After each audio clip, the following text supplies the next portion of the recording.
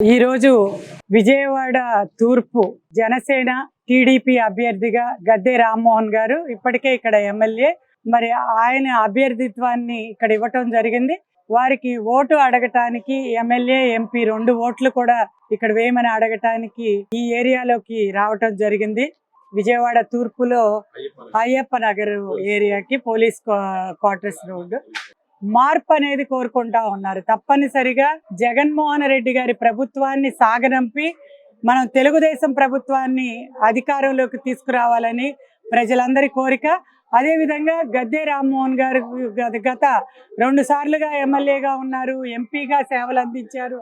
ఎల్లప్పుడూ అందుబాటులో ఉండే వ్యక్తి, ఎవరికి ఏ సాయం కావాలన్నా కూడా అందుబాటులో ఉంటారని గద్దె రామ్మోహన్ గారిని ఈ రోజున ఎమ్మెల్యేగా, అదేవిధంగా ఎంపీ తెలుగుదేశం అభ్యర్థిని గెలిపించుకోవటానికి మరి వీళ్ళు గత 5 సంవత్సరాలుగా ఏ రకంగా జగన్మోహన్ రెడ్డి గారి పాలన, విధ్వంసకరమైన పాలనని ప్రజలందరూ కూడా ఇవాళ అసహ్యించుకునే పరిస్థితి ఈ రోజునుంది.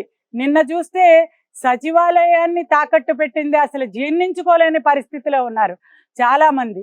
మరి ఈ ల్యాండ్ టైటిలింగ్ డీడ్ ద్వారా ఇవాళ మన ఆస్తుల డాక్యుమెంట్లన్నీ వాళ్ళ దగ్గర పెట్టుకుని మరి ఇవన్నీ కూడా కాజేయరని ఏంటి నమ్మకం అని ప్రజలందరూ కూడా ప్రశ్నించే పరిస్థితి. అంతేకాకుండా ఇక్కడ పేదల ఇళ్ళు కూడా చాలా తిరగటం జరిగింది.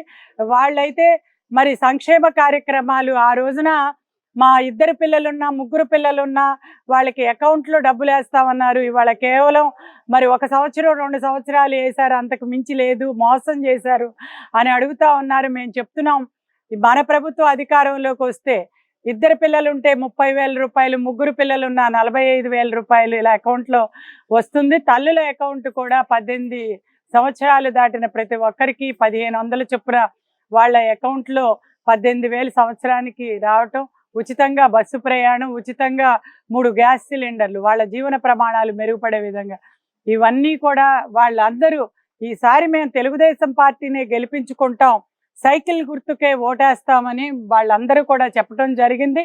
మరి ఇంజనీరింగ్ చదివిన పిల్లలు ఉన్నారు కొంతమంది ఇళ్లలో. రేపు మా పిల్లలకు ఉద్యోగాలు రావాలన్నా, పరిశ్రమలు రావాలన్నా ఇప్పటి వరకు ఈ 5 సంవత్సరాలుగా జగన్మోహన్ రెడ్డి ఉన్న పరిశ్రమలను కూడా బయటకు వెళ్ళగొట్టాడు. కాబట్టి మేము సైకిల్ గుర్తుకు ఓటేస్తాం, తెలుగుదేశాన్ని అధికారంలోకి తీసుకొస్తామని చెప్పటం మనందరం చూసాం. ఒక విధ్వంసకరమైన పాలన, మరి నియంతృత్వ పాలన చేసిన జగన్మోహన్ రెడ్డి గారిని కోలుకోలేని విధంగా ఈరోజు దెబ్బ కొట్టడానికి ప్రజలందరూ కూడా సిద్ధంగా ఉన్నారు. జై తెలుగుదేశం, జై జనసేన.